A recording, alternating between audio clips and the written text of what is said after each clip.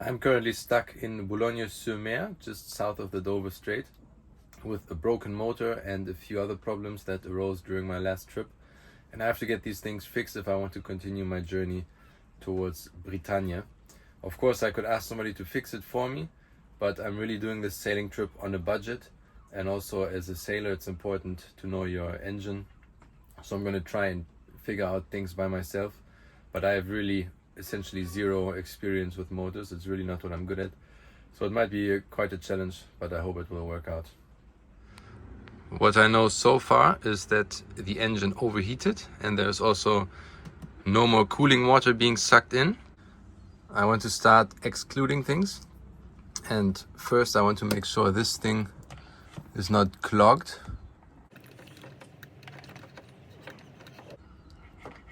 I get this far, but no further.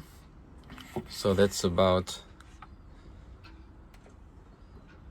exactly the length of the pipe. I'm definitely past this thing, which means either there's some sort of mesh on the outside, which the cable is too thick for, or there's something blocking the entrance. It really feels like I'm going up against something pretty solid. And I assume it means I have one of these through hulls.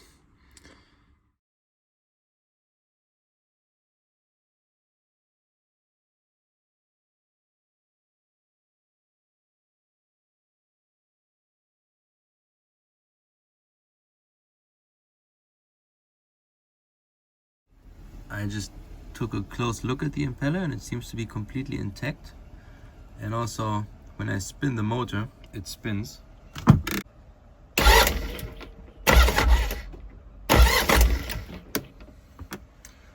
So I don't think the impeller is the issue, which is weird and unfortunate. Would be a very easy fix.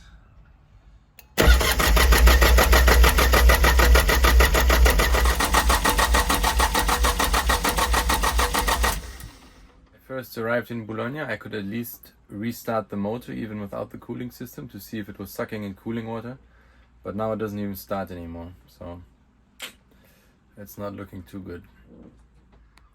When the engine overheated, it actually smelled like burning rubber.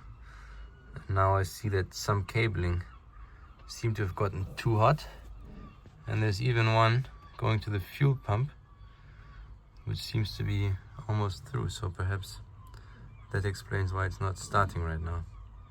You are not going to believe this. I just soldered this little cable there. The one wrapped in duct tape, I know. Not pretty. And all of a sudden,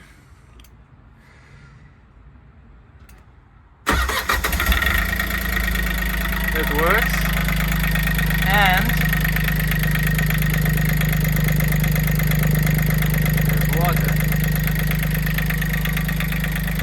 the only weird thing is I haven't really fixed anything. That one cable that I found, which was corroded, probably from vibration and also the heat from overheating, that seems to have fixed the diesel pump problem, so now it starts again. But I don't know why all of a sudden the cooling system is sucking in cooling water again, because I haven't really changed anything, and that's not so satisfying. I would have wanted to find a real problem. Perhaps the tension of the belt was not enough, so I'm definitely going to increase that, but I'm not really satisfied yet, to be completely honest. I now have it on maximum tension, as you can see by the bolt being at the very top, and it still doesn't feel anywhere near enough. So I think I might have to replace it. Independent of my motor issues, the outlet of the radiator seems extremely rusty, like a lot of rusty water is flowing through it. So either way, before leaving, I'm gonna have to flush and refill the entire cooling system. It's just good maintenance that you should do anyways, and I've never done since buying the boat over a year ago. Another problem that arose from my last trip through the Dover Strait, which I only discovered once I arrived, was that my diesel tank leaked and diesel actually spread out throughout the boat.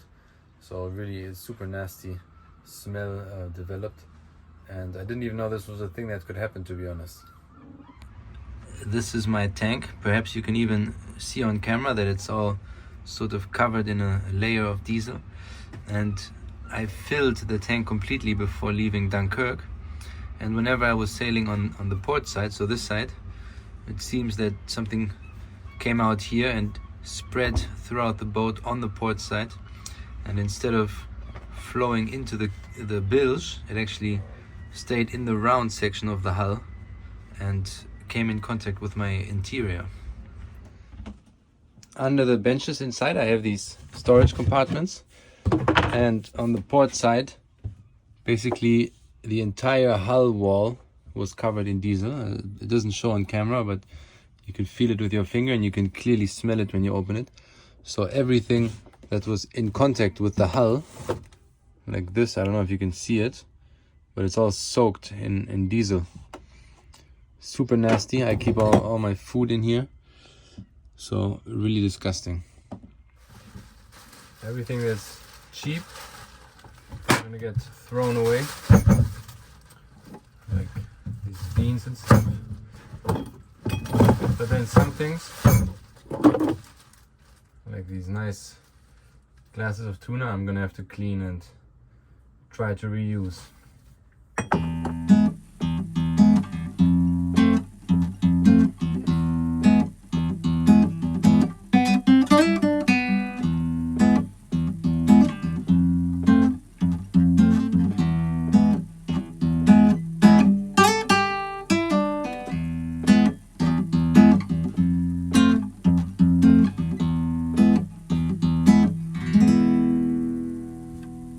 It still doesn't look very clean, but a lot of dirt came out.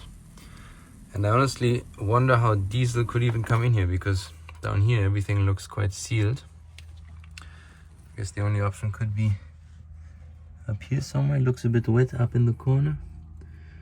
Not even sure how this happened, but it happened. I also had to open up areas of the boat that I've never even looked into. And look, you can clearly see that it's soaked. I have no idea how it got here, but it's incredibly difficult to remove. It seems that the diesel got as far as this one, but not into this one. And I also cleaned out down here. And I think the rest just went into the bilge and to the engine room. So it should be done now. Now, of course, to make sure this would not happen again, I had to take apart the tank, check all the seals, and then re-grease them. And this is really a very nasty and also cumbersome work. So not something I was happy to do, but I guess I had to do. And also, spoiler, it actually fixed the problem. I had no more leakages on future sailing trips after that. So good thing I did it.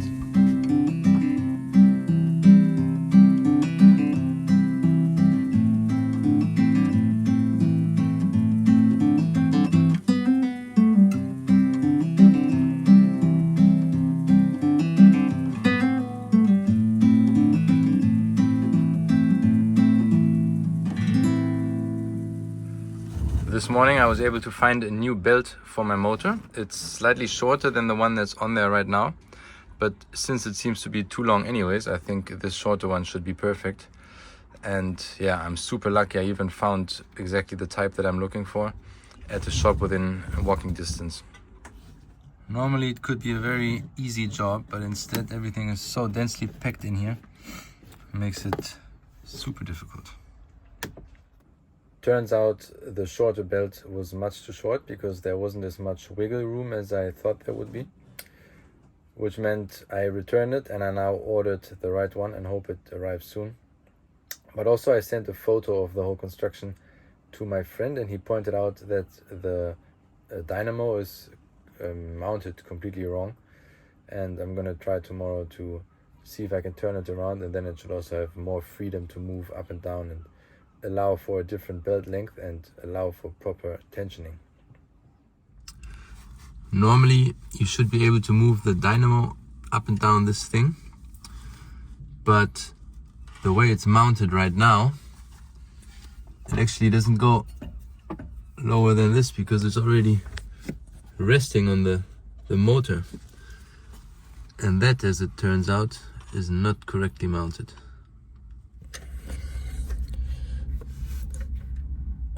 The bolt I have to get to is the most inaccessible thing ever. I can only make small, like 30-degree turns. It's gonna take me ages to get it out.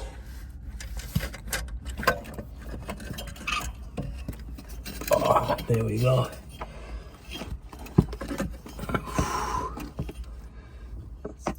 I just spent about 1 hour loosening one bolt, which was in a super difficult spot.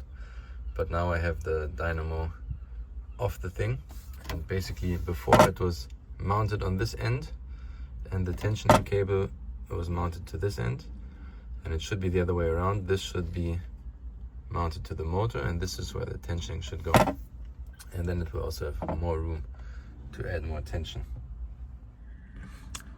Now that I have the alternator dismounted like this, I actually see that it's symmetric, which means even if I change it by 180 degrees, it's not going to change anything, unfortunately.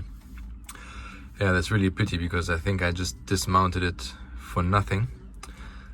But I'm hoping to have another solution, which is to change this so that it goes further.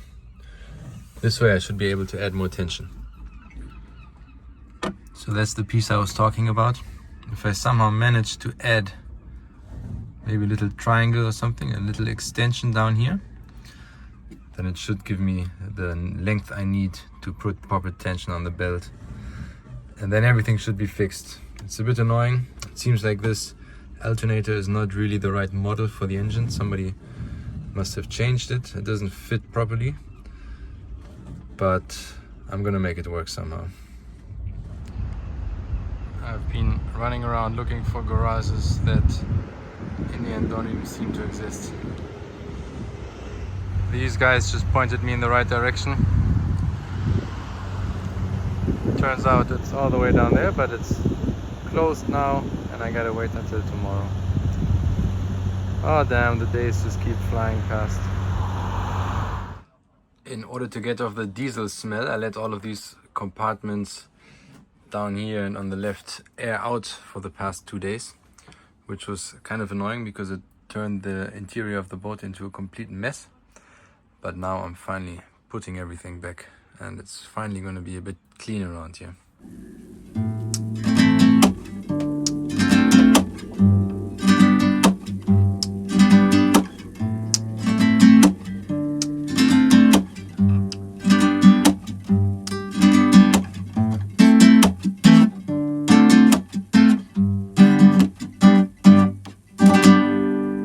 Yes, I just found some people who will extend the metal piece. I walked into a shipyard, and at the reception they told me they only do professional boats, no pleasure craft. And then I just walked into one of the workshops and asked some guys, and they were like, yeah, sure, we'll do it for free. So super happy about that. I'm gonna pick it up in a few hours. I just completely rinsed out the radiator and cooling system, and damn, you would not believe the amount of dirt that came out of there. I'm surprised it even worked fine until now. When I first loosened the plug on the bottom of the radiator, there was actually nothing coming out, and only when I poked into it with a stick, it suddenly started bursting out, and it was really disgusting. Also, it seemed a bit like oily water, so I'm actually a bit worried that there might be a leak somewhere between the oil and the cooling water. But yeah, this was work that was long overdue, that's for sure. I just want to check for traces of cooling water in the engine oil. But it doesn't look like there's anything foamy. Finally some good news. And now I also want to take a sample of the engine oil.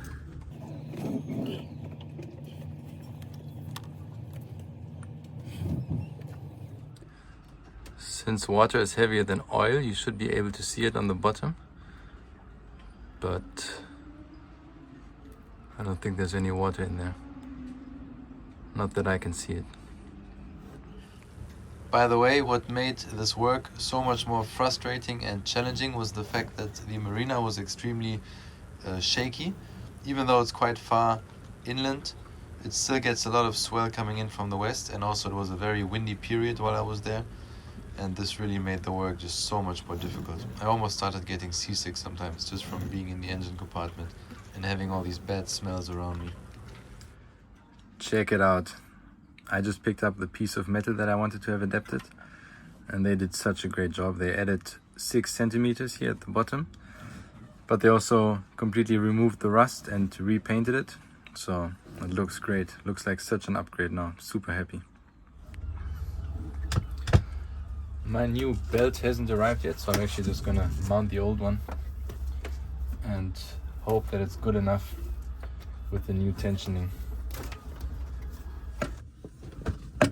Now it's finally time to mount this bad boy.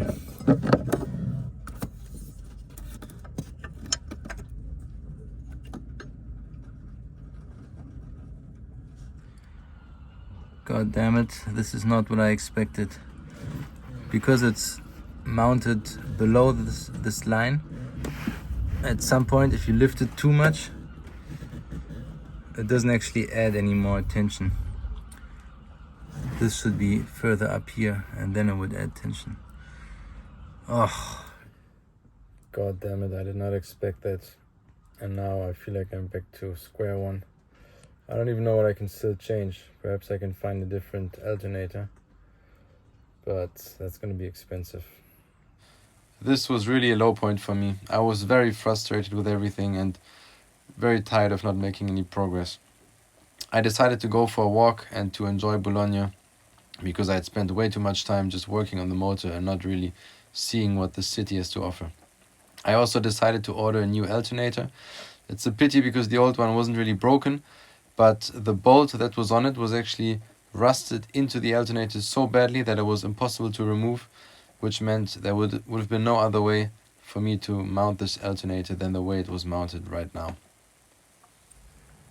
The core of the problem seems to be that this bolt is too far in the center, so whichever way I rotate the alternator, it's not going to add more tension.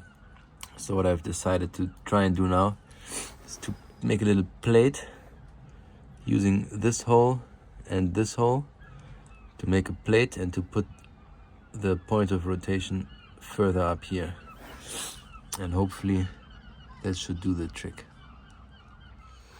Now to do that, I first have to manage to put a nice tap in there so that I can even use it.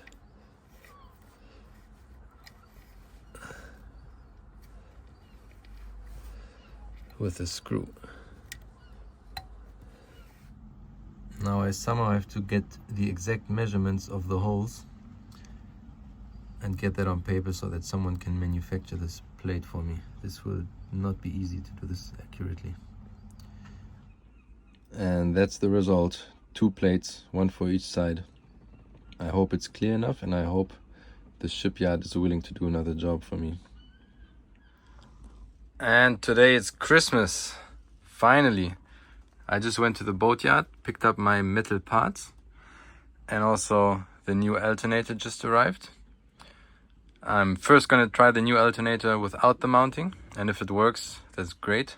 But honestly, I think I will need this mounting as well, and then have everything set up together, and hopefully then it should all work again without any problems.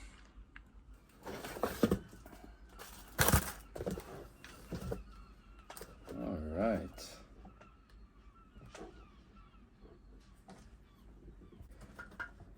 First thing I noticed is it's quite a bit smaller, which could actually be good, which could mean it has more room to rotate.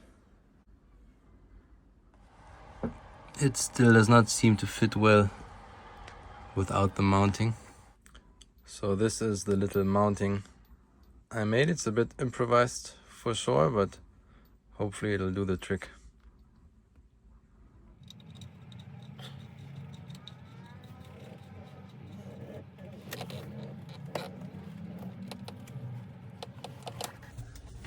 My God, I think I have some good news. I'm just trying everything, and this seems to be perfect.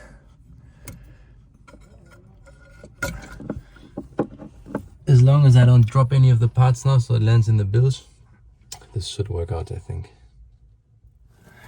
Yes, finally it worked out so well. The belt has so much more tension now, and I still have about 10 centimeters to add more tension, so this is really what I was hoping for. It went out so well. Check it out. I used those two holes, this one and this one, to add a little metal piece, and now the pivot point was moved to up there, which of course changes everything when you lift the alternator. And wow, you won't believe the difference in tension. Check this out.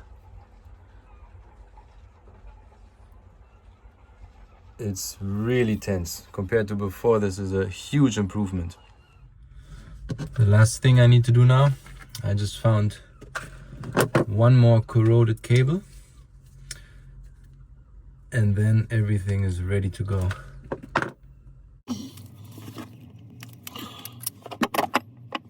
There we go.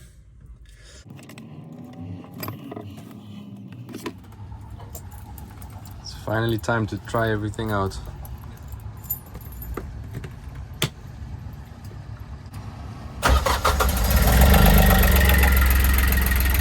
Alright.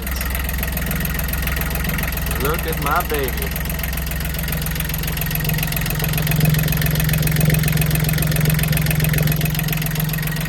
Water coming in. Yeah, water coming out.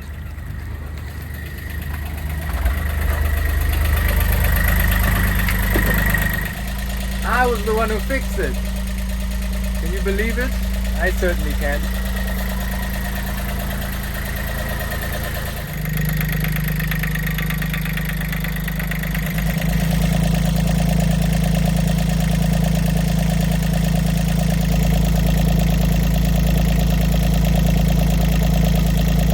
Oh man, I think I might have gotten a bit too euphoric there. Shit, that's not what I was hoping for. The motor got rather hot again, and also I discovered at least 2 diesel leakages. So, god damn it, another day spent on this motor. It's a new day, and hopefully the last day I have to work on this motor. If it doesn't work by the end of today, then I think the only sensible thing is to take this boat out to sea and to sink it and get my insurance money and just be done with it. Live a happy life ever after. But of course, hopefully I will manage today. Yesterday I ran the motor and eventually it overheated again, which is quite unfortunate, despite the outside cooling water running through it smoothly like it was supposed to. So it seems like the second water circuit, the cooling water, is not being pushed through the motor. The only thing I can still imagine that might be causing the issue is if the thermostat is not opening up. And thanks to my very knowledgeable neighbor, I know it's this thing. And it's supposed to open up when the water reaches a certain temperature to start the cooling and to allow the motor to warm up quickly to its operating temperature. And if it's still blocking it, then it could be causing the issue of why the water is not circulating in the motor. So this is really the last thing I can still think of. If this doesn't work, then I think I have to install a new motor. At this point it would probably have been less work to do so.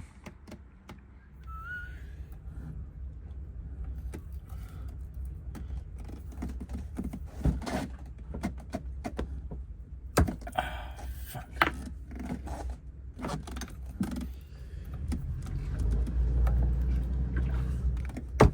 No. Damn it. The screw is broken, it's too rusty. Fucking hell, for once I was hoping something could just be simple, but now the top of this screw is so rusty I can't rotate it at all. And I have no idea how to even get it off. Fuck it. I actually missed some filming, but thanks to help from my neighbors, a young Dutch couple, I was able to remove the thermostat and especially this rusty screw. It took about 2 hours, was quite annoying, but eventually it came off, and now I was able to rinse through the entire system inside the motor, and a lot of dirt really came out. Who needs Trevi fountains when you have this?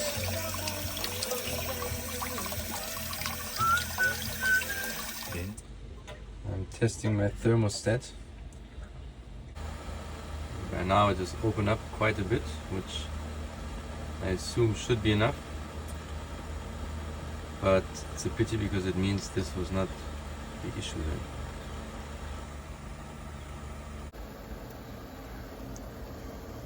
Yeah, that's definitely sufficient. One more thing I can exclude. And today the last thing I would like to do is to try and take off the pump, because it's the lowest point in the whole system where probably most of the dirt will have accumulated. But I'm a bit scared with all these old bolts. I'm gonna try it, and if it works, great, and if not, I'm just gonna leave it. But yeah, definitely a bit scary to risk breaking one of these bolts off.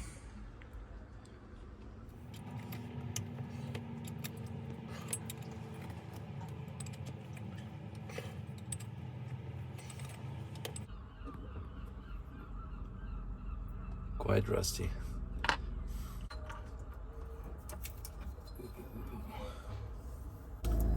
There it is. Looks like it's dirty, but functioning, so that's perfect. I can just clean it, and hopefully should work fine again. The only unfortunate thing is I thought this would be the lowest point in the cooling system, but it feels like it still goes down, which means hopefully there's another opening somewhere to drain out the cooling water. I just spent a few hours running around town to different shops to try and find exactly the right bolts I need for the motor, because they're quite rusty, and it was pretty challenging. I have some, but they're not perfect, but should be enough for the next 3 weeks to get back home, and then I'll probably have to change them to the proper high quality ones. I also had to buy a new tool because I don't actually have the right tool to open the outlet of the cooling. Unless I'm forgetting something, the last thing I have to do now is to open that bolt and to rinse out the inside of the motor, and then put everything back together. And then I think everything should be done. Let's hope so.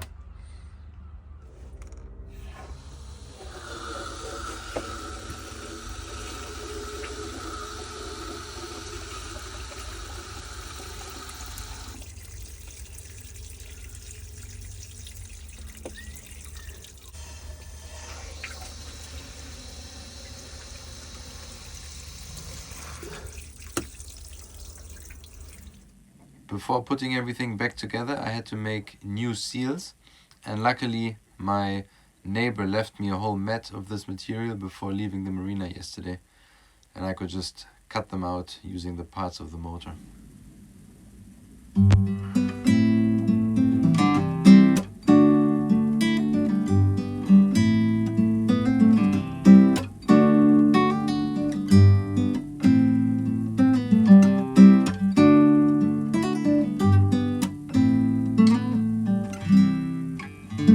Yesterday I worked all day long until quite late, and I almost have everything back together. Today I have to do a few small things, and then I'm gonna fill in the cooling liquid and do another motor test, and then if everything goes well, I'm gonna be out of here right away. Really can't wait. Alright, it's 11:45 and I'm finally ready. Everything's back together, and I'm gonna turn on the engine now and let it run for at least 30 minutes, maybe 45, depending on how well the cooling holds up. And then while it's running, I have to check all the different seals and make sure everything is water and diesel tight. So let's see how it goes.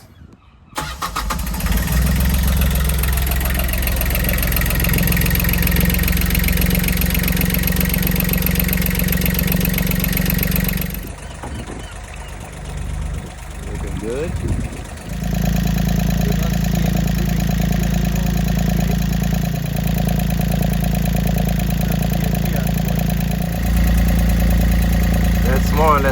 temperature it should stay at.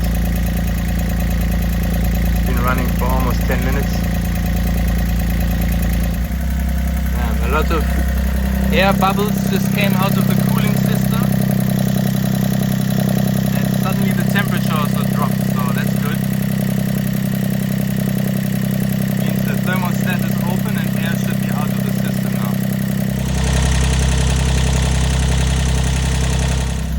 And it's still very constant.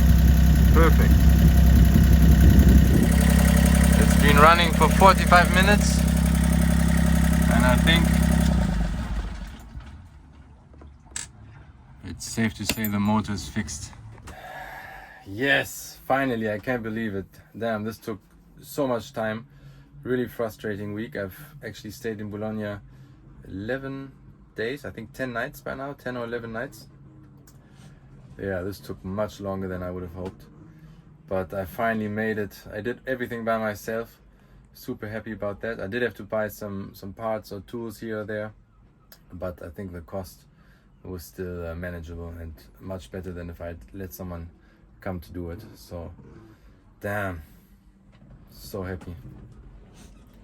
I just gotta say a big thanks though to everybody who helped me. So my friend Peter, most of all, who was on the phone with me almost daily giving me tips, and then also heaps of neighbors who just came in and out of the marina who gave me tools or tips, and without them I would have never made it, that's for sure.